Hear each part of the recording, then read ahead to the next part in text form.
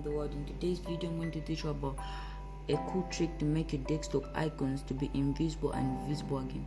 Before I go further, be sure to hit the subscribe button below the video and notificate so that each and every video that I upload should go directly to you. So the first thing you have to do is just right click anywhere on the desktop and go on view, and after you go on view, just go on show desktop icons.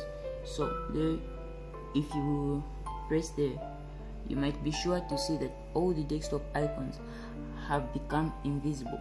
But if you think I'm lying, you can see for yourself. If I go on view again, go in and show icons, they pop up again just like that, which means the desktop icons became invisible and visible again from just clicking on show desktop icons and pressing on it again, which appears and disappears again.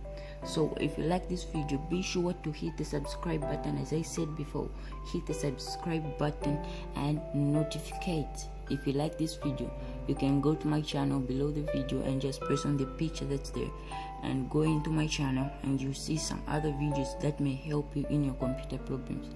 So thank you for watching.